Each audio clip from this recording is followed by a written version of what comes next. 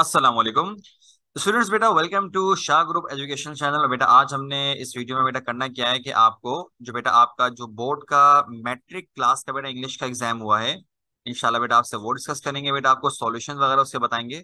So let's continue. ठीक है। First one बेटा हमारे पास एमसीक्यूज आ रहे हैं, तो जरा इस पे हमने अब ध्यान देना है। ठीक है ना। तो बेटा आप जरा यहाँ पे सब बच्चे देखिए। देखो आ रहा है, choose the correct answer from the each of the given options. बेटा आई डू होप कि आप लोगों ने एग्जाम में ऐसी कोई हरकत नहीं करी कि जिसके अंदर आप लोग लिख कर आ गए ए बी सी डी। पहली बात तो ये बेटा कि आपके पास एग्जाम में ए बी सी डी तो खैर आता ही नहीं है। डायरेक्ट बस स्टार या पॉइंट टाइप का कुछ बना हुआ होता है, उसके अंदर आपको उस तरह से आपके जो है ना एग्जाम वगैरह में आते हैं। तो आपने वो पूरा ऑप्शन लिखना होता है जो ऑप्शन उसका करेक्ट आंसर होता है। ठीक है भाई। तो आई डू होप भाई कि आप लोगों ने उसको प्रॉपरली तौर पे वैसे ही सॉल्व किया जिस तरह से उसको सॉल्व करना था। ठीक। अच्छा अब बेटा हम आगे बढ़ते हैं। तो अब जरा आप लोगों ने मेरा चेक भी करना है कि Louis I Newman studied at, ये बेटा ऑप्शन आ गए ऑक्सफोर्ड यूनिवर्सिटी, कोलंबिया यूनिवर्सिटी और ब्राउन यूनिवर्सिटी और कैम्ब्रिज यूनिवर्सिटी। अच्छा देखो, अगर आप इनके बारे में पढ़ोगे ना बेटा तो आपको आइडिया होगा कि यार ये तो हमारे पास जो आंसर वगैरह के तौर पे आ भी रहा है उसके मुताबिक तो हमने ये पढ़ा हुआ है कि भाई कोलंबिया। लेकिन बेटा कोलंबिया अगर आप ऑप्शन बता रहे हो तो दैट इज रॉन्ग। उसकी वजह है बेटा, वो वजह ये है कि कोलंबिया जो है ना ये वो जगह थी जहां पर उन्होंने पढ़ाया था। ठीक है।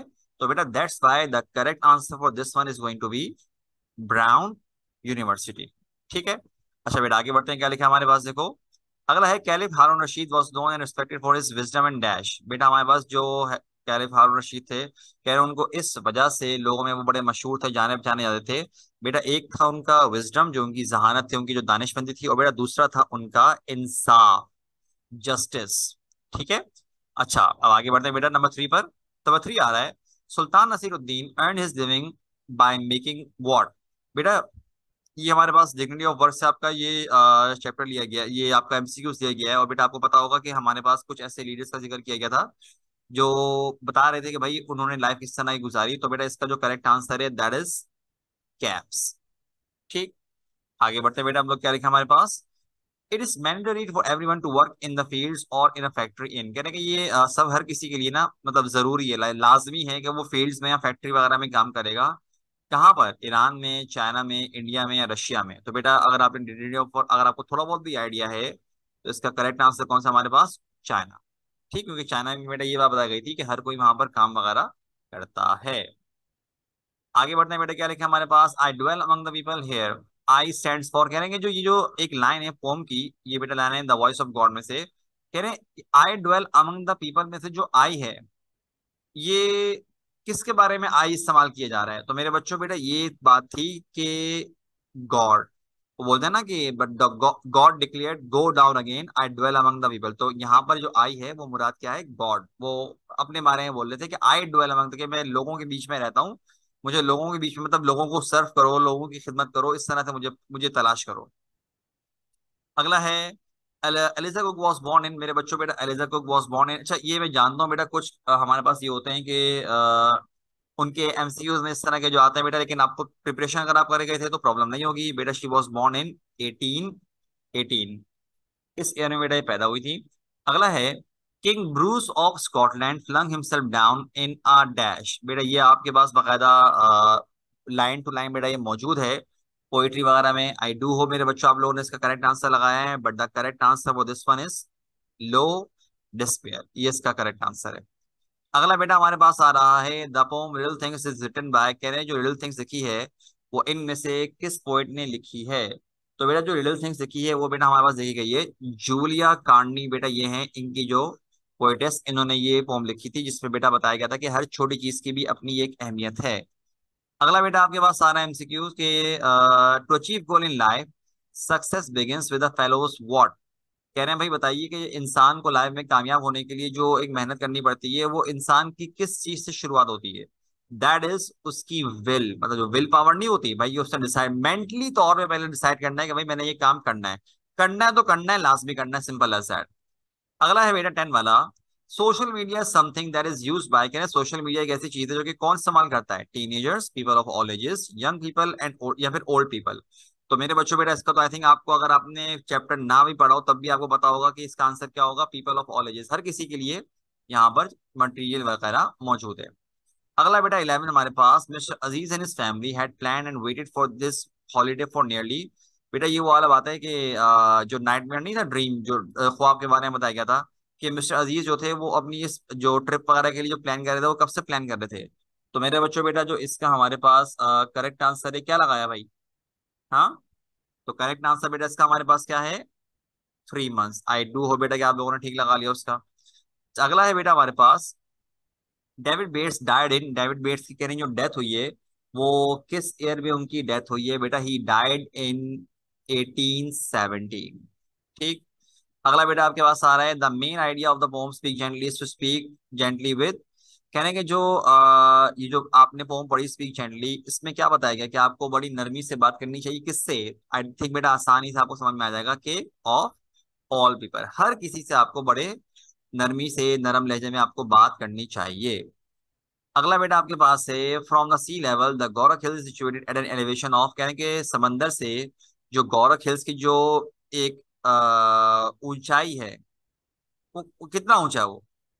तो ये बेटा हमारे पास जो इसका करेक्ट आंसर है दैट इज 5690 फीट। ये इतना ऊंचा है, लाइक सी लेवल से जो मतलब सी जो ऊंचाई है। ठीक, ये बेटा आपने पढ़ा था। अगला बेटा आपके पास है, the travel leave you speechless and then turns you into a story teller. कहने ये जो बात है, ये कोटेशन किसने कही थी? ये कहने Ibn Battuta, Ibn Khaldun, saint Augustine, saint Peter. तो मेरे बच्चों बेटा ये जो बात कही गई है ना, this was said by Ibn Battuta. ठीक है, ये इन्होंने कही थी। अगला बेटा आपके पास आ रहा है, among other things helmet can save us from, के हेलमेट हमें किस चीज से बचा सकता है? भाई हेलमेट हमें ऑब्वियस सी बात है किससे बचाएगा? Head injury. कुछ कॉमन सेंस भी बेटा आप आराम से कर सकते हो, क्योंकि बेटा आप लोगों का मैट्रिक क्लास का ये पेपर बहुत आसान आया है, कोई इतना मुश्किल नहीं था ये। अगला है, mister Adeed and other family member travel by, कह रहे हैं ट्रेवल किस तरह कर रहे थे वो लोग? तो बेटा आई थिंक ये भी आसान है, आपको याद होगा कि they travel by train, train में उन्होंने सफर किया था। अगला है, if I had studied more I would have pass my exam, this conditional sentence belongs to type 0, type 1, type 3। अच्छा बेटा देखो यहाँ अब जरा समझने की बात ये है हमारे पास कि देखो बेटा आपके पास ना, ये देख रहे हो हैड स्टडीड, ये हैड स्टडीड शो कर रहा है पास परफेक्ट का, और ये हैड वुड हैव के साथ क्या आ रही? Third form. बेटा ये आपके पास वुड हैव के साथ third form of pass perfect show करता है, ये इशारा किसकी तरफ होता है? टाइप 3 की तरफ। तो ये बेटा टाइप 3 कंडीशनल सेंटेंस है हमारे पास। अगला है, Julia Carney the poetess of little things died at the age of, कहने के ये जो जूलिया कार्नी थी इनकी जो डेथ हुई है वो किस एज पर उनकी डेथ हुई? तो बेटा she died at the age of 85। ठीक है। अच्छा, मैं जानता हूँ बेटा कि इस तरह के जो हमारे पास एमसीक्यूज वगैरह आते हैं वो थोड़े से ट्रिकी होते हैं, क्योंकि भाई इस तरह की एयर्स वगैरह याद रखना थोड़ा मुश्किल काम होता है, लेकिन बेटा आपका एग्जाम का पार्ट है, करना लाजमी है, ऑब्वियस सी बात है। ओके देन बेटा लेट्स कंटिन्यू, आगे आगे आ रहा है हमारे पास क्या? एमसीक्यू से बेटा नेक्स्ट हम कंटिन्यू कर रहे हैं यहाँ पर। अगला आ रहा है 20 वाला, wearing a seat belt is like choosing between, कहने के सीट बेल्ट पहनना कैसा है? Comfort, pain, ease and disease, ease and unease, safety and security, life and death. बेटा ये हमारे पास बकायदा वर्ड टू वर्ड आपके चैप्टर में मौजूद है, that is life and death. ये बकायदा भाई ऑब्वियस सी बात है, आपकी जान बचती है बकायदा। ठीक है। अच्छा भाई आगे बढ़ने क्या लिखा हमारे पास, how did the caliph settle this the dispute between the rich man and the beggar, के जो भाई कैलिफ थे उन्होंने किस तरह ये जो उनका मसला हुआ था वो किस तरह सॉल्व किया था? ये आपका बेटा सेक्शन बी यहाँ से शुरू हो चुका है। ठीक है, हम आपको सारे के सारे आंसर बता रहे हैं, लेकिन एक बात याद रखना, जरूरी नहीं कि बेटा आपने वर्ड टू वर्ड ही आंसर लिखा होगा तभी ठीक होगा। इट्स क्वाइट पॉसिबल कि आप में से कुछ बच्चे ऐसे होंगे जिनकी अपनी ओन वर्डिंग अच्छी हो, तो भाई इट्स क्वाइट ओके, कोई उसमें बुरी बात थोड़ी है, बल्कि ये तो और अच्छी बात है कि अगर आपने खुद लिखा है। बट द थिंग इज कि मैं आपको एक इन आंसर्स के जरिए एक कॉन्सेप्ट दे रहा हूं ताकि आपको आइडिया हो जाए कि हाँ भाई ये मटेरियल होना चाहिए था उसके अंदर, मतलब असल पॉइंट ये थे। तो इसका आंसर क्या बेटा हमारे पास, the caliph asked both the beggar and the rich man to place their hands on the horse one by one, कि भाई जो कैलिफ था उन्होंने दोनों को बोला कि भाई दोनों के दोनों ना अपना हाथ रखो घोड़े के ऊपर। When the beggar touched the horse, it went as if he did not like the touch of the beggar, but at the touch of the rich man, the horse snorted and neighed with pleasure. कहेंगे जब पहले उस bagger ने touch किया तो वो थोड़ा बिदका, जैसे कि उसको ना अच्छा ही लगा कि इस बैगर ने टच किया है। लेकिन कह रहे हैं उस अमीर आदमी ने जब उस घोड़े को प्यार किया, टच किया, तो वो जैसे कि घोड़े जो आवाज निकालते हैं इसको हम नी बोलते हैं, उसने वो किया। और कह रहे हैं in this way the caliph prove that the bagger was a liar and the real owner, अच्छा ये है, of the horse was the rich man. Real owner of the horse was the rich man. बेटा मैं आपके सामने अभी ठीक कर लेता हूँ, ठीक है। तो भाई real owner of the horse was the rich man, ठीक है। तो कहने में इसके बाद थोड़ा सा हमारे पास जो है क्या कहते हैं अपना क्या रिचमेंट की अगर हम बात करी। अब बेटा आगे हम नेक्स्ट अपने जो है चैप्टर जो सॉरी नेक्स्ट जो क्वेश्चन उससे बेटा हम बढ़ रहे हैं हम लोग। अगला आ रहा है why was uncle Inayat like by the children, के अंकल जो इनायत थे उनको बच्चे प्यार क्यों करते थे। आई थिंक बेटा ये अगर आपने चैप्टर पढ़ा हुआ है देखो, अस, सारे के सारे देखो बेटा जवाब जो है ना आपका बहुत आसान पेपर आया था, बट द थिंग इज कि आपको बस एटलीस्ट ये हो कि आपने जो सवाल पूछा गया वो लिखा जरूर हो। इसका आंसर क्या है। Uncle Inayat was liked by the children because he had visited many countries and always told children the interesting stories about the different countries of the world। कि भाई बच्चे उनसे प्यार इसलिए किया करते थे क्योंकि उन्होंने बहुत सारे मुल्कों को विजिट किया हुआ था, और जब कभी वो आते थे ना तो उनके पास अलग अलग जगहों की कहानियां होती थी बच्चों को बताने के लिए। तो बच्चे बड़े एंजॉय करते थे भाई उनकी कहानियों को सुन के, जैसे कि आपको पता है कि छोटे बच्चे जो है वो एंजॉय करते हैं इस तरह की चीजों को। ठीक। अगला बेटा आपके पास आ रहा है how did the spider finally reach its cobweb, की जो मकड़ी थी वो किस तरह से अपने जाले में पहुंची। बेटा ये वो है king Bruce and the spider से लिया गया है। तो बेटा आई डू होप कि आप लोगों को इसका आंसर बताओ। तो फिर जरा देखते हैं इसका आंसर हमारे पास क्या है। इसका आंसर है हमारे पास the spider had fallen down from its cobweb in the ceiling. It was hanging by a fine silken thread. It tried 9 times and failed। कह रहे हैं जो मकड़ी थी वो अपने जाले से गिर गई जो ऊपर टॉप पे था, मतलब कि दीवार पे। कह रहे हैं 9 मरतबा कोशिश करी, लेकिन 9 के 9 मरतबा क्या हुई, वो नाकाम हुई। It fell down, swung below, and mounted up by keeping its pace slow and fast. However, it did not lose hope, and in the 10th attempt, it succeeded in reaching its destination that was cobweb. कह रहे हैं कि भाई वो गिरी फिसली कुछ भी हुआ लेकिन उससे अपनी हिम्मत नहीं हारी, बल्कि उसके बावजूद वो बार बार मकड़ी कोशिश करती रही और आखिरकार 10वीं मरतबा वो अपने जाले में पहुंचने में कामयाब हो गई। आगे क्या लिखा बेटा क्वेश्चन 4 क्या था हमारे पास। How is social media affecting the relationships of people, के सोशल मीडिया जो है भाई लोगों के जो ताल्लुकात है आपस में वो किस तरह अफेक्ट कर रहा है। तो उसका आंसर है everything has both good and adverse effects. Same is in the case of social media. On the one hand it has strengthened the bond of love and care with friends and relatives living in distant parts of the world, but on the other hand its excessive use has limited face-to-face communication and compromised relationships with both immediate and the extended family members। कह रहे हैं कि हर किसी चीज के अच्छे और बुरे जो है असरात होते हैं। कह रहे हैं कि यही बात सोशल मीडिया पे भी है। कह रहे हैं अगर अगर एक हाथ पे हम देखें तो भाई इससे हमने हमारे जो बहुत जो दूर के लोग रहने वाले थे अलग अलग मुल्कों में, चाहे किसी भी जगह पे थे, मतलब उनसे ताल्लुकात जो थे मतलब कि बड़े मुश्किल थे, आराम से कनेक्ट नहीं कर पाते थे। तो उसमें तो हमको बड़ी हेल्प मिली है ऐसे लोगों से कांटेक्ट रखने के लिए। लेकिन कह रहे हैं कि अगर हम बात करें कि इसका जो एक्सेसिव यूज है ना, लोगों ने जो बहुत ज्यादा यूज करना शुरू कर दिया है, उससे ये है कि लोगों का फेस टू फेस जो कम्युनिकेशन टाइम है ना वो बहुत कम हो चुका है। मतलब बेटा अगर आप लाइक ये आई नो कि ये आंसर है, लेकिन अगर आप जैसे कि ये अपने घर के किसी बड़ों से बात करोगे ना जिन्होंने अपने सामने बकायदा सोशल मीडिया को कॉमन होता हुआ देखा है, तो वो आपको खुद इस बात को बोलेंगे कि नहीं भाई ये बिल्कुल सही है। पहले लोगों में मिलना जुलना बहुत हुआ करता था, लेकिन बाद में क्या हुआ, मोबाइल फोन्स की वजह से नो डाउट अच्छी टेक्नोलॉजी है, लेकिन उसकी वजह से हुआ क्या बेटा कि लोगों का आपस में जो मिलना जुलना था वो क्या हो गया, बहुत कम हो चुका है। क्योंकि हर किसी को लगता है यार मोबाइल में नंबर तो है तो बात कर लेंगे, ये कर लेंगे वो कर लेंगे, लेकिन कनेक्शन वीक हुआ है। ठीक है। अच्छा बेटा आगे बढ़ते हैं, क्या लिखा हमारे पास। Why did Asif and his family have to sleep in a tent? क्या आसिफ और उसकी फैमिली को टेंट में क्यों सोना पड़ा। Asif and his family had to sleep in a tent because all rooms were occupied, so their family fixed a tent on a small flat piece of land overlooking Balochistan in the west. That location was the perfect vantage point for watching the sunset, and they were happy with it। कह रहे हैं कि आसिफ और उसकी family को भाई tent में सोना पड़ा क्योंकि जो सारे के सारे रूम्स है वहां पर वो बुक थे। तो लिहाजा उन्होंने छोटा सा जो है टेंट मतलब के लिया और मतलब के जमीन पे लगाया बलूचिस्तान में, और उसकी जो डायरेक्शन थी वो वेस्ट साइड पे मतलब उन्होंने रखी, ओपन जो रखा। कहने कि ये ना परफेक्ट लोकेशन थी सनसेट देखने के लिए, और बड़ा अच्छा बड़ी अच्छी जगह थी, और वो बहुत खुश भी थे इस चीज से, अपने इस डिसीजन से भी कि हाँ भाई हमने चलो सही डिसीजन लिया हम लोगों ने।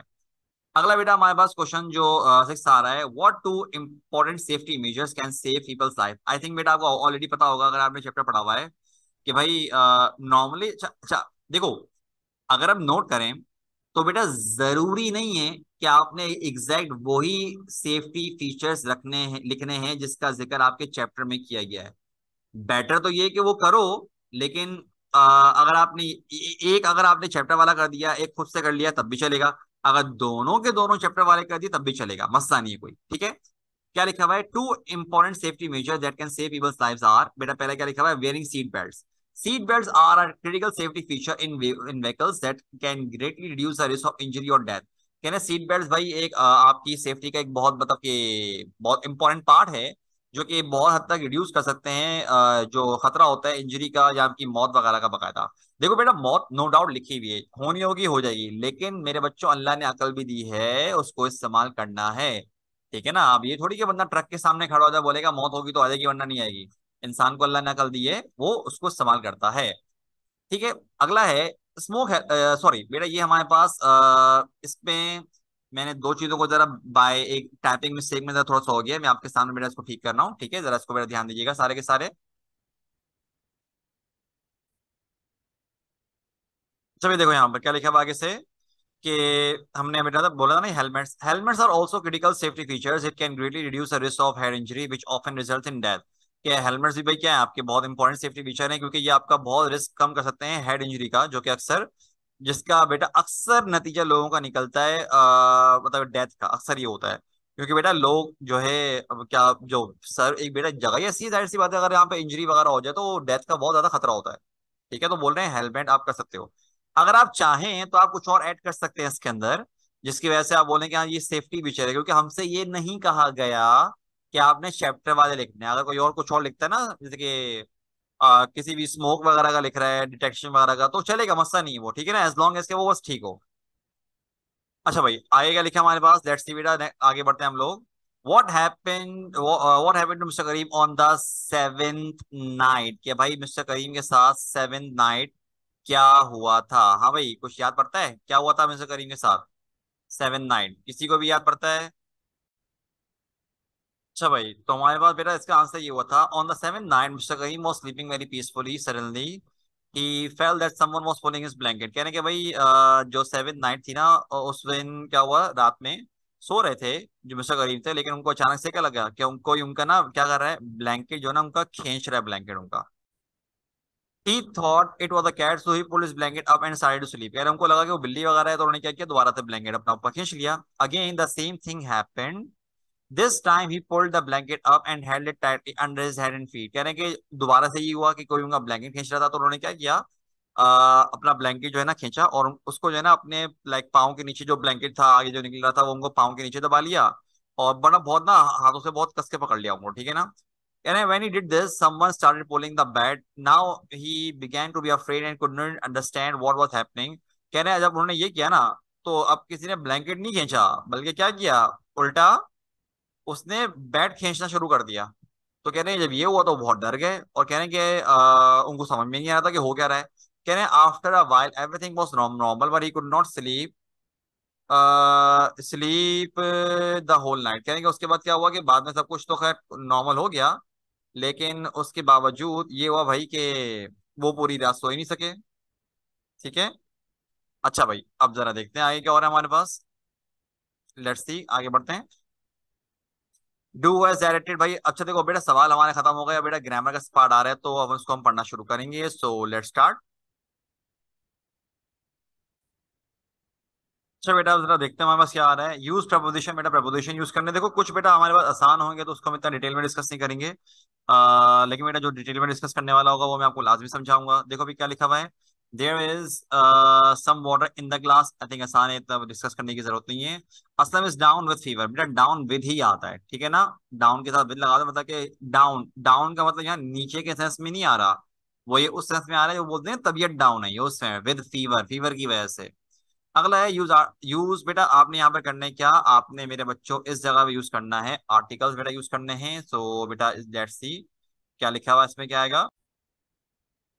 ओके, अब क्या लिखा हुआ है देखो बेटा, Noman is the cleverest boy in the class. बेटा सुपरलेटिव फॉर्म आ रही है क्लेवरेस्ट, तो सबसे पहले क्या लगाओगे, आप दा लगाओगे। He eats an apple daily. बेटा वो क्या करता है, वो हर रोज एक एप्पल खाता है डेली। ठीक। अच्छा भाई, क्या लिखा हुआ है हमारे पास, change the narration, narration change करनी है भाई। देखो I bought a new car yesterday. अब मेरे बच्चों देखो हमारे पास ना यहाँ सेंटेंस लिखा हुआ है आई bought a new car yesterday. Sorry बेटा, ये हमारे पास अगर हम देखें तो this one is active and passive. तो जरा मैं इसको ये जरा हेडिंग है तो अब जरा पहले चेंज कर दूं, ठीक है, एक मिनट को। ठीक है बेटा, change the voice. I bought a new car yesterday. अब देखो मेरे बच्चों, बेटा आई बॉट अ न्यू कार ये पास्ट सिंपल है, तो क्या बनेगा कि इसका आंसर बेटा बनेगा हमारे पास कि अपना a new car was bought by me yesterday, simple as that. अगला है he has been punished by me for telling a lie. अब देखो मेरे बच्चों, he has been punished by me, ये देख रहे हो, सब्जेक्ट ये रहा, मतलब हम शुरुआत करेंगे आई। लेकिन बेटा आई, अब देखो यहाँ पर आ रहा है क्या, has been punish, present perfect, ठीक है, लेकिन बेटा प्रेजेंट परफेक्ट का पैसिव है। तो बेटा आई के साथ तो है आई हैव पनिश, क्या होगा, him for telling a lie. अगला है open the book at page number 9, बेटा बनेगा let the book be open at page number 9। ठीक है, ये ऑर्डर वाले सेंटेंस बेटा इस तरह से बनते हैं। नाउ बेटा लेट्स कंटिन्यू, आगे बढ़ते हैं। क्या लिखा है हमारे पास, नरेशन बनानी है। Father said how far is Mecca from Medina. तो इसका बनेगा father asked how far Mecca was from Medina. अच्छा, अगर आप बेटा नोट करो, कुछ बोलेंगे सर यहाँ पे इज आना चाहिए, चलेगा, ठीक है, how far Mecca Mecca was from Medina. लेकिन बेटा अगर आप देखो तो जगह तो अपनी जगह पे वैसे ही ना। लेकिन अगर आप नॉर्मल देखो तो हम यूनिवर्सल ट्रूथ के बारे में बात नहीं कर रहे, लिहाजा आपके लिए बेटा वॉज बेटर है। ठीक, अच्छा, कुछ बच्चे क्या करते हैं, हाउ फार वॉज मक्का, पहले वॉज देखते हैं बाद में मक्का, ये गलत है बेटा। ठीक है, पहले मक्का आएगा बाद में मौज आएगा। अगला है he wish that he has been the richest man of the society. He wish that he, बेटा यहाँ पर आएगा हमारे पास हैड बीन। अब देखो he wish that he had been the richest man of the society. अब देखो बेटा मैं यहाँ पर एक आंसर बता रहा हूँ, लेकिन उसके बाद मैं आपको एक और आंसर बताऊंगा, पहले जरा सुनो। इसका जो आंसर बनना चाहिए बेटा वो ये बनेगा he said comma inverted commas. अब यहाँ बेटा हमारे पास ये जो लिखा ना, ये आएगा वुड दैट, पर अब would that I were the richest man of the society और एक्सक्लेमेशन मार्क लगाओगे बेटा। अच्छा, अगर आप चाहो तो आप यूं भी लिख सकते थे he said I wish I were the richest man of the society, लेकिन बेटा आई के साथ वर आएगा ये, क्योंकि because you are imagining something, conditional sentence के तौर पे आप बता रहे हो। तो बेटा आप उसको इसी तरह से यूज कर सकते हो, वरना ये नहीं बनेगा। सही है। अच्छा बेटा, अब जरा हम इसको आगे कंटिन्यू करते हैं। मेरे बच्चों क्या लिखा है हमारे पास आगे, देखते हैं, एक मिनट को। ठीक है, she told her brother she was waiting for him, then क्या बनेगा बेटा, she said to her brother, बेटा क्योंकि हम इसको याद रखना, डायरेक्ट को इनडायरेक्ट बनाना है, इनडायरेक्ट को डायरेक्ट बनाना है। तो ये इनडायरेक्ट गिवन था, हमने क्या बनाया, उसको हमने डायरेक्ट बनाया। She said to her brother I am waiting for you now, then now बनता है बेटा वो अपने बारे में बोल रही थी ना, ये देखो यहाँ जो बोल रही थी वो अपने भाई को, वो ये वाला इस वर्ड से लग रहा है वो अपने अपने बारे में बोल रही है, और उसको बोल रही थी भाई को। तो हम अपने भाई को जब बोलेंगे तो यहाँ पर ये आ गया ना ब्रदर। तो हमने इसीलिए बेटा क्या किया, हमने इसको आई बनाया, उसको बेटा हमने यू बनाया, क्योंकि वो उससे बोल रही थी। और बेटा देन बन गया हमारे पास क्या, यू, सॉरी देन बन गया नाउ बन गया। I said to my servant iron these clothes, order कर रहे हो आप, I order my servant to iron those clothes. ठीक। अच्छा बेटा हम आगे बढ़ते हैं, नेक्स्ट क्या लिखा हुआ है जरा देखो। अगला आ रहा है formation of sentences, change the following sentences at suggested in the bracket. क्या आपने इन सेंटेंस को चेंज करना है जिस तरह आपको ब्रैकेट में दिया गया है, आपने उसी के मुताबिक चेंज करना है। ठीक है भाई। अच्छा भाई, पहला वाला क्या आ रहा है हमारे पास, देखो पहला वाला, Pakistan won the match by 6 wickets, Pakistan 6 विकेटों से मैच जीत गया। तो भाई आप जब इसको बनाओगे, नेगेटिव बनाओगे तो क्या बनेगा, Pakistan did not win the match by 6 wickets, past है डिड नॉट विन आएगा। अगला है he did not solve this sum. तो भाई ये लिखा हुआ आपने इंटेरोगेटिव बनाना है, तो क्या बनेगा हमारे पास, ये did he solve this sum question mark. अगला है he is living for Chitral next week, बेटा आपको फ्यूचर कंटिन्यूस बनाया तो क्या बनाओगे, he will be living for Chitral next week. अगला बेटा हम जरा यहाँ पर आते हैं, क्या लिखा हुआ है, I visited Sukkur last year. तो बन गया बेटा I had visited Sukkur last year, simple as that. अच्छा अगला बनेगा बेटा हमारे पास, देखो क्या आ रहा है कि अपना she does not laugh at him, कि उसको हंसी हंसती, आपने अफर्मेटिव बनाना, क्या बनेगा, शी लाफ्स एट हिम। बेटा डू डज नहीं आएगा बिकॉज एस फॉर्म लग जाएगी, अगर आपने बेसिक टेंस पढ़े आपको इसका आंसर पता होगा। दे वर वॉचिंग टीवी, बेटा प्रेजेंट परफेक्ट बनाना है तो क्या बनेगा, they have watched TV. Done. ठीक है। अच्छा भाई अब जरा आगे देखो क्या लिखा है हमारे पास, बोलने के जी में बोलने हैं प्रीफिक्स दो आप सेंस का, प्रीफिक्स का मतलब जो पहले आता है और एक नया वर्ड बने, तो सेंस का क्या बना सकते हो आप, बना सकते हो क्या, नॉन सेंस। अच्छा कुछ बच्चे बोलते हैं सर कॉमन सेंस, बेटा मजेदार नहीं रहेगा, बेटर क्या क्या क्या लगाओ, आप नॉन लगाओ। अगला है कि सफिक्स दीजिए रिलेट का, सफिक्स मतलब जो बाद में लगे, तो आप क्या कर सकते हो, रिलेटेबल लिख सकते हो। देखो ये आपको बेटा जब पढ़ाया गया होगा तो आपको ये बात इन्फॉर्म की गई होगी कि गिवन वर्ड में अक्सर ये होता है कि बेटा जब आपको खास तौर पे जब आप सफिक्स लगा रहे हो तो कभी कभार ये होता है कि आपकी स्पेलिंग थोड़ी बहुत चेंज होती है, सिर्फ ये नहीं कि वो एक वो वर्ड ऐड होता है, वो जो एक छोटा सा पार्ट ऐड होता है, नहीं, ये भी हो सकता है कि बेटा थोड़ा बहुत आपको चेंज करना पड़े। अच्छा भाई आगे क्या लिखा हमारे पास, गिव होमोफोन्स ऑफ बर्थ, आपने होमोफोन्स देने हैं, इसके बर्थ के आपने बेटा देने हैं क्या, होमोफोन्स आपने देने हैं बेटा। बर्थ होमोफोन मतलब सिमिलर साउंड, ठीक है, मतलब साउंड यही रहे लेकिन आप 10 के देने तो क्या बनेगा बेटा, होमोफोन्स। बेटा क्या बनेगा, बर्थ BERTH, मतलब बेटा ये होता है जो ट्रेन के अंदर सीट नहीं होती, जो सीट बुक कराते हैं लेटने के लिए आराम करने के लिए, उससे हम बर्थ बोलते हैं। अगला बेटा क्या लिखा है हमारे पास, अब देखो आ रहा है, indicate the kind of pronoun of underline words. बेटा जिन बच्चों ने भी प्रॉपरली पढ़ा था उनको ये बात बताई गई थी, इन्फॉर्म किया गया था, देखिए देखो यहाँ पर मैट्रिक क्लास में पार्ट्स ऑफ स्पीच नहीं काइंड ऑफ आएंगे, kind of parts of speech आएंगे। इसका मतलब ये है कि बेटा आपको सिर्फ ये नहीं बताना कि प्रोनाउन, देखो यहाँ तो लिखा क्वेश्चन में तो आपको लिखा हुआ है कि प्रोनाउन है सारे के सारे, लेकिन टाइप कौन सी बेटा, जरा ये देखो, देखो पहले क्या आ रहा है, she loves her parents from the core of her heart. Simple है बेटा, शी यहाँ पे पर्सनल प्रोनाउन है, I we you they he she it, सारे के सारे क्या है, ये पर्सनल प्रोनाउन है। अगला है दे हर्ट देमसेल्व्स, बेटा यहाँ पर अगर हम देखें दे हर्ट देमसेल्व्स, यहाँ पर अगर हम नोट करें तो देमसेल्व्स क्या है, एज एन ऑब्जेक्ट के तौर पे आ रहा है। बेटा जब themselves, myself, yourself, himself, herself जो आ रहा हो तो ये क्या कहलाता है, ये कहते हैं रिफ्लेक्सिव प्रोनाउन। अगला है I myself will go to collect the parcel. अब देखो माई सेल्फ यहाँ पर आ रहा है, बिल्कुल आ रहा है, लेकिन बेटा ये ना एज एन ऑब्जेक्ट के तौर पे नहीं आ रहा, ये इसको इंटेंसिफाई करने के लिए आ रहा है। मिसाल के तौर पे अगर मैं ये माई सेल्फ सेंटेंस के आखिर में लिखता तो क्या बनता, I will go to go to collect the parcel myself. आप बोल रहे हो बिल्कुल नॉर्मली तौर पे कि मैं जाऊंगा और मैं खुद क्या करूंगा, पार्सल को कलेक्ट करूंगा। लेकिन अगर बेटा माई सेल्फ स्टार्ट में आ गया, I myself will go to call collect the parcel, इसका मतलब है आप क्या कर रहे हो, इंटेंसिफाई कर रहे हो, आप बोल रहे हो कि भाई मैं जाऊंगा, मैं खुद जाऊंगा पार्सल कलेक्ट करने के लिए। तो इसलिए ये इस कंडीशन में रिफ्लेक्सिव प्रोनाउन नहीं माना जाएगा, बल्कि ये आएगा आपके पास क्या, आप बोलोगे उसको इंटेंसिव प्रोनाउन। ठीक है भाई। अगला है the is one of the PDS that I have. अच्छा बेटा यहाँ पर जरा मैं आपको एक बात जरा ये क्लियर कर दूं, एक मिनट को। अच्छा भाई देखो, this is one of the previous painting that I have. अब यहाँ पे अंडरलाइन हुआ है दिस, अब देखो दिस, दिस का मतलब आप इशारा कर रहे हो वहीं पर, ठीक है ना। तो बेटा ये हमारे पास बनेगा क्या, ये बनेगा आपके पास, दिस का आंसर है हमारे पास बेटा डेमोन्स्ट्रेटिव प्रोनाउन। ठीक है। अगला है who is your uncle sitting in the front row.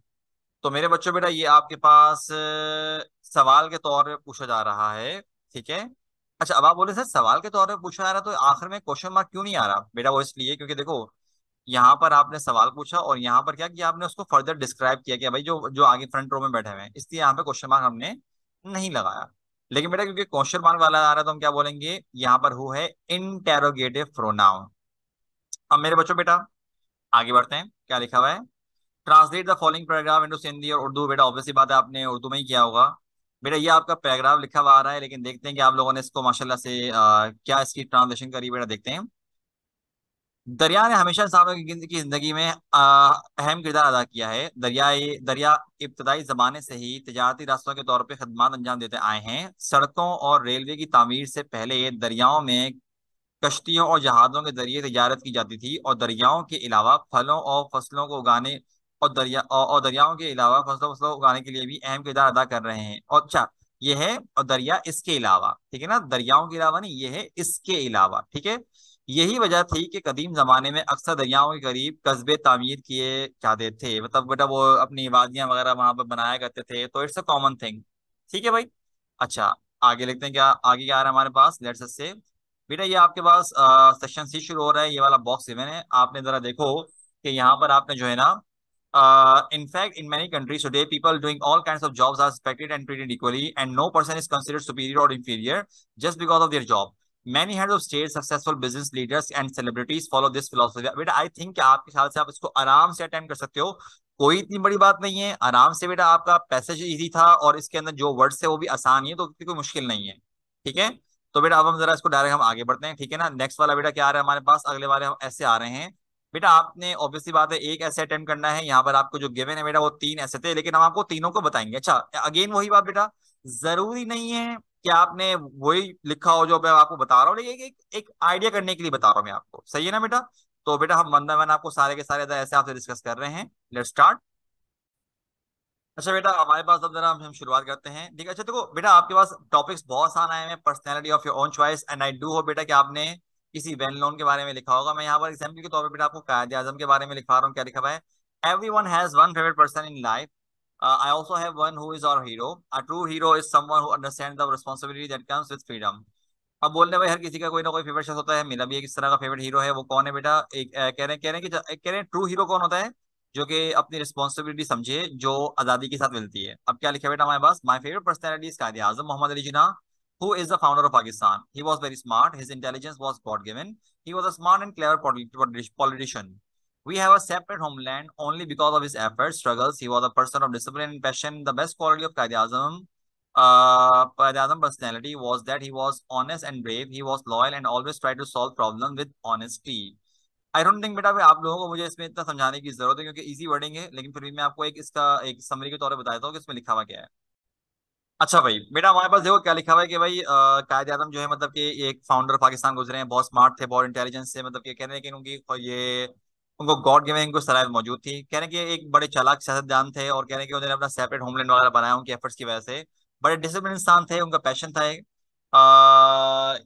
And passion. और कह रहे हैं कि जो बेस्ट क्वालिटी वो ये है कि वो ऑनेस्ट और ब्रेव थे, और उनकी जो लॉयल्टी है, लॉयल, वो उनको प्रॉब्लम्स को सॉल्व करने में सच्चाई के साथ बड़ी हेल्प करती थी। अच्छा बेटा हम आगे बढ़ते हैं। नेक्स्ट क्या लिखा है हमारे पास यहाँ पर? नेक्स्ट पैराग्राफ इज के he had an attractive personality which was why Qaid Azam is my favorite personality and strong character. He had a graceful personality. Qaid Azam continued to struggle for freedom of Muslims in the subcontinent even in his illness. He didn't care about his health for Muslim freedom. His great work shows his strong personality. कह रहे हैं कि भाई उनकी एक बड़ी attractive personality थी, और यही वजह है कि कायद आजम मेरी फेवरेट पर्सनैलिटी है। उनका कैरेक्टर बहुत स्ट्रॉन्ग था। कह रहे हैं कि उनकी पर्सनैलिटी बड़ी ग्रेसफुल थी, और कह रहे हैं कि कायद आजम ने अपनी मेहनत जारी रखी मुसलमानों की आज़ादी के लिए, अपनी बीमारी में भी। और कह रहे हैं कि उन्होंने अपनी बीमारी की ना, उन्होंने कोई कोई देखभाल नहीं करी आज़ादी के चक्कर में। और कह रहे हैं कि यही उनकी बताता है, उनकी स्ट्रॉन्ग पर्सनैलिटी को डिस्क्राइब करता है आगे।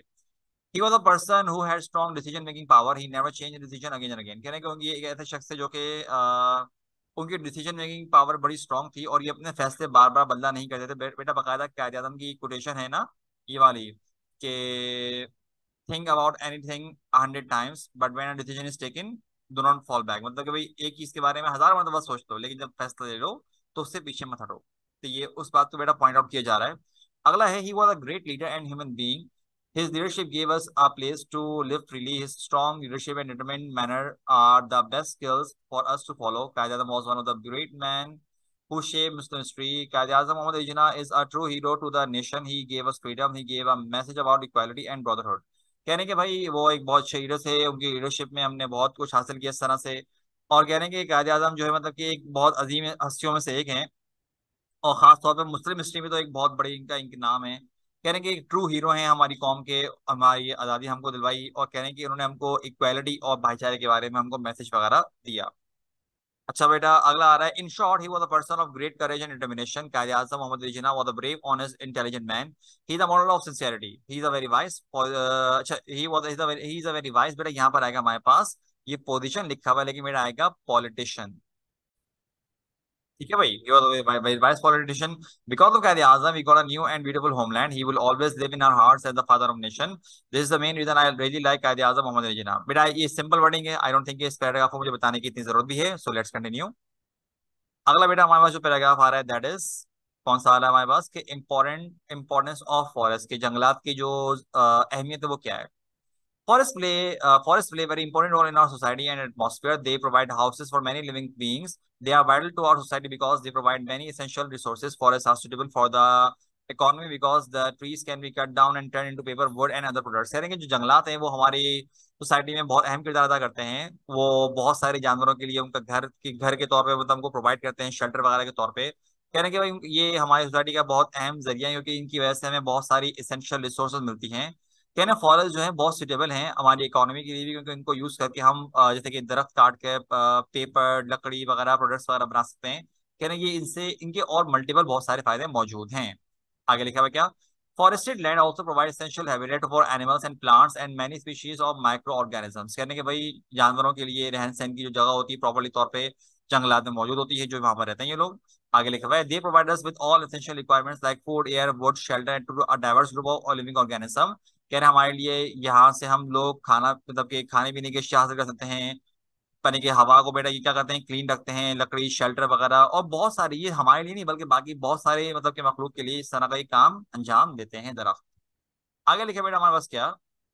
अच्छा देखो, याद रखना बेटा, ये पॉइंट मैं बता रहा हूँ लेकिन जरूरी नहीं कि आप इसको पॉइंट में लिखो, आप चाहो तो बेटा आप लोग क्या कर सकते हो, पैराग्राफ फॉर्म में लिख सकते हो कि they help with the prevention of soil erosion bye bye binding up the mother earth. करेंगे ये क्या कर सकते हैं, ये जो जो जमीन की जो जखेरी खत्म हो रही होती है इसको ये प्रिवेंट करते हैं, जमीन को हील अप करते हैं ये बाकायदा। They are the purifiers of air around us, ये हवा को पाक रखते हैं, साफ रखते हैं। They are responsible for some climatic changes as well as rain and temperature regulation. कह रहे हैं कि अगर हम बात करें तो ये रिस्पॉन्सिबल होते हैं क्लाइमेट चेंज वगैरह के लिए और बारिश के बारे में भी, और टेम्परेचर को भी कंट्रोल करने में बड़ी हेल्प करते हैं। They are helping in changing charging of water aquifers. मेरा यहाँ बोलने की ये ना, अगर हम बात करें जो वाटर वगैरह के एक्विफायर्स होते हैं उनको बेटा उनको हेल्प करते हैं उस तरह से भी। तो medicine value which are use in making a medicine. बेटा ऑब्वियसली बात है, हमारे पास दवाई वगैरह के लिए हमें इस तरह की जड़ी बूटियां वगैरह मिलती हैं, यहाँ से हम इसको फायदे के तौर पर इस्तेमाल कर सकते हैं। नेक्स्ट पॉइंट इस बेटा अगला क्या है हमारे पास के so the importance of forest are enlisted below. अच्छा बेटा हमने ये बेटा पॉइंट्स आपको बताए थे, इट्स अप टू यू कि बेटा अगर आप यहाँ तक भी लिखो तब भी चलेगा, ठीक है ना। ये मैं अगेन बोल रहा हूँ बेटा, ऑब्वियस सी बात है, अगर किसी बच्चे में आप में से ये अटेम्प्ट किया है तो आप अपनी ओन वर्डिंग यूज कर सकते हो। ये भी जरूरी नहीं है कि आप पॉइंट्स बना के लिखो, क्योंकि ऐसे लिख रहे हो बेटा आपको पूरी की पूरी फ्रीडम है कि आप पैराग्राफ फॉर्म में लिखो। मैंने एक एग्जाम्पल के तौर पे दिया है, मैंने आपको पहले भी ये बात बताई थी बेटा पॉइंट्स बताने से पहले कि आप चाहें तो इन सबको एक पैराग्राफ फॉर्म में लिख सकते हैं ताकि आप यहां से भी इस चीज को आप लिख लें, तो बोथ आर करेक्ट, कुछ गलती नहीं है इसमें, ठीक है ना। अच्छा भाई, अब बोलने के, अच्छा ये वाला जो बेटा आप अगर हम देखें तो ये पॉइंट के तौर पे काउंट नहीं होगा, तो इसको बेटा पॉइंट बनाइएगा ये मत, सही है। ये एग्जाम्पल के तौर पे आपको बता रहे हैं। प्रोवाइड शेल्टर एंड शेड, वो वाली बात हो गई। Provides air, food, fruits, timber and water and medicine. Simple बेटा, लकड़ी, हवा का साफ रखना, फल वगैरह, सब्जी वगैरह इस तरह की ये प्रोवाइड करते हैं। Act as a natural atmospheric purifier, की नेचुरली तौर पे हमारे एटमोस्फेयर को बेटा ये है मतलब साफ रखते हैं, फॉरेस्ट वगैरह। Next one is helps in managing climate, soil erosion and controlling the noise pollution. ये कुदरती तौर पे ये क्लाइमेट को साफ रखते हैं, जमीन की जरखेजी को बढ़ाते हैं, और बेटा जो नॉइस पॉल्यूशन होती है कुदरती तौर पे ये बहुत कम करते हैं। अगला है health and sustainability by managing biodiversity. बेटा के किसी चीज को मैनेज करने के लिए, सस्टेन करने के लिए कुदरती तौर पे जो हम बेटा हमारे एनवायरनमेंट का पूरा पार्ट है उसको मैनेज करते हैं, और उसको बकायदा अगर वो कोई कहीं पर कोई एनवायरनमेंट डैमेज हो गया है, जैसे कि बहुत प्रॉब्लम्स हैं, बीमारियां वगैरह हैं, तो उसको ये हील अप करते हैं, उसको और बेटर लेके जाते हैं आगे से।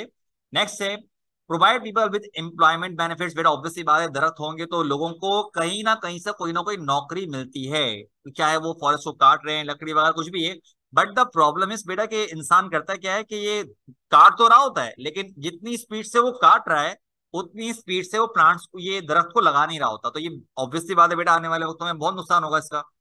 N important aspect of the environment are reservoir of greenhouse gases. बेटा ऑब्वियसली बात है कि जिस तरह के जितने बड़े लेवल पर यहाँ पर हार्मफुल गैसेस वगैरह हम लोग रिलीज करते हैं, अगर दरख्त ना हो तो ये ना जाने कौन कौन सी बीमारियां बेटा पैदा हो जाए।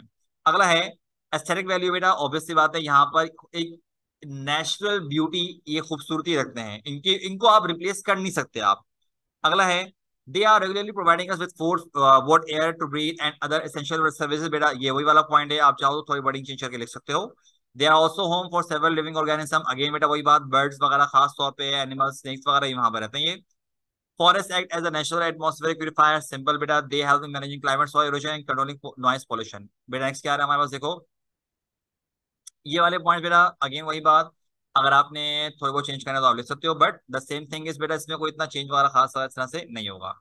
बेटा next one is traffic hazard in Karachi. क्या लिखा हुआ है, there are many problem of big city like Karachi city has many problem, that is education problem, inflation, water problem, electricity problem, but the main problem is traffic problem. Our traffic system is going back towards day by day, the hazard of traffic in Karachi are increasing day by day. Every day, a large number of people are killed or made disabled by accidents in Karachi. Accidents have become so common that now people have become indifferent to. ठीक है ना। अब बेटा यहाँ पर अगर हम बात करें तो चीजों को जरा नोट करो बेटा यहाँ पर। अच्छा तो क्लास बेटा हमारे पास अगर हम देखें तो बेटा हमारे पास अगला ये था कि भाई कराची के शहर में बहुत सारे बेटा प्रॉब्लम्स वगैरह हैं, और कहते हैं कि एजुकेशन प्रॉब्लम हो, इन्फ्लेशन, महंगाई हो, पानी का मसला हो, बिजली का मसला हो, कहने के लेकिन जो एक ट्रैफिक प्रॉब्लम है ये एक बहुत बड़ी प्रॉब्लम से दिखाती है। क्या ट्रैफिक सिस्टम जो है हमारा बुरे से बदतर होता जा रहा है, और कहने कि इस तरह के ये डे बाय डे मतलब कि नुकसान होते जा रहे हैं। हम हर रोज सुनते हैं कि कोई मारा गया, कोई माजूर हो गया। कहने एक्सीडेंट ये होता है भाई, इतने कॉमन हो चुके हैं कि लोग जो है ना मतलब ये लोगों ने मतलब सुनकर एक ऐसा इग्नोर करना शुरू कर दिया है कि कोई बड़ी बात नहीं है। लोग इसके बारे में ऐसे हो चुके हैं। अच्छा भाई आगे लिखा हमारे पास कि भाई सिर्फ वो लोग जिनके कोई जानने वाले करीबी लोग मारे जाते हैं, जख्मी हो जाते हैं, उनको पता होता है कि भाई एक्सीडेंट्स की जो सीरियसनेस है वो क्या होती है। और कह रहे हैं यही नहीं बल्कि जो कराची के जो लोग हैं वो बकायदा जानबूझ के क्या करते हैं, ट्रैफिक रूल्स तोड़ते हैं अपनी जगह पे जल्दी पहुंचने के लिए। कोई रॉन्ग जा रहा है, कोई ट्रैफिक कोई सिग्नल तोड़ रहा है, कुछ भी कर रहा है, लेकिन वो अपने तरीके से गाड़ी चला रहे होते हैं। कह रहे हैं यही वजह है कि बहुत ट्रैफिक जाम होता है पीक आवर्स में। और कह रहे हैं कि ये अक्सर हमने देखने को मिलता है रमजान में इफ्तार टाइम में, जब सबके सब एक साथ घर पहुंचने के लिए जल्दी कर रहे होते हैं, कोई ट्रैफिक रूल फॉलो नहीं कर रहा होता। कह रहे हैं पब्लिक ट्रांसपोर्ट कराची का जो है मतलब कि ज्यादातर को मिनी बस हैं, बसेस हैं। कह रहे हैं कि ये ज्यादातर जो है इतने कोई खास पढ़े लिखे नहीं होते, लेकिन तब भी वो किसी ना किसी तरह से अपना लाइसेंस बनवा लेते हैं। और ये अक्सर बस स्टॉप पे रुकते ही नहीं है, या तो वो आगे रुकते हैं पीछे रुकते हैं।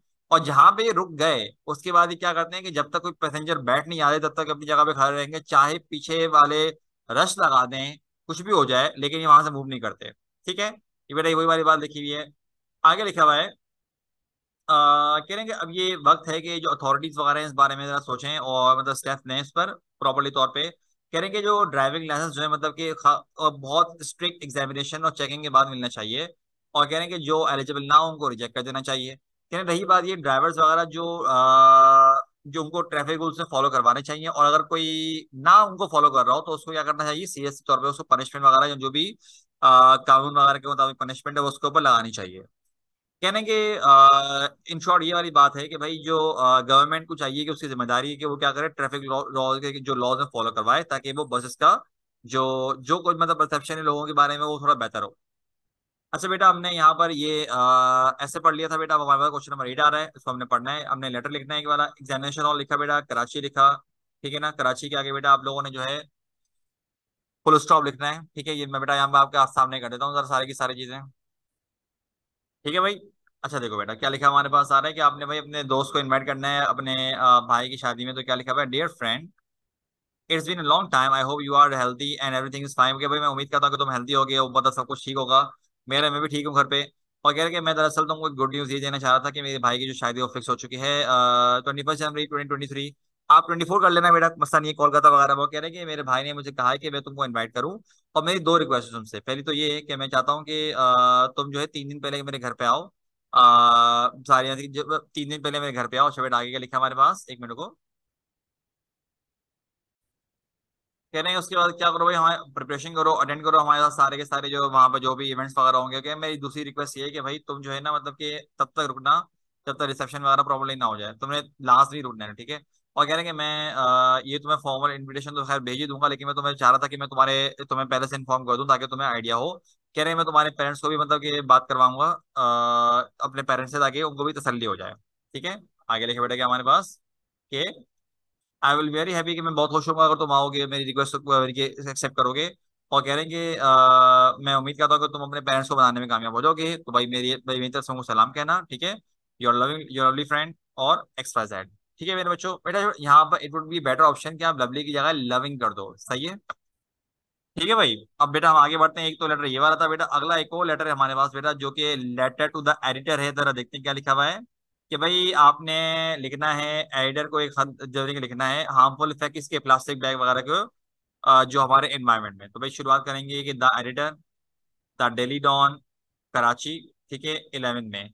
लेकिन बेटा याद रखना कि यहाँ पर मिस्टेक क्या है, जरा देखिएगा अपने पास। अच्छा बेटा देखो एक और बात, ये मैं उम्मीद करता हूँ कि आप लोगों ने बेटा इसको इस तरह से ही लिखा होगा। मैं तो खैर मेरे पास बेटा जगह कम है, ऑब्वियस सी बात है, तो यहाँ पे लिखने के लिए तो बेटा आप लोगों ने आई डू हो मेरे बच्चों कि आपने प्रॉपर्ली तौर पे इसको नेक्स्ट पेज से शुरुआत करोगे जो न्यू पेज होगा आपका। ठीक है। अच्छा बेटा देखो ऑब्वियस सी बात है न्यू पेज से शुरुआत करनी है। यहाँ पर डियर सर लिखा है, लेकिन बेटा ऑब्वियस सी बात है मुझे मेंशन तो करना था, तो आपको मैं यहाँ बता रहा हूँ। इसके आगे क्या होगा देखो अपने पास, शुरुआत किस तरह करेंगे बेटा हम लोग।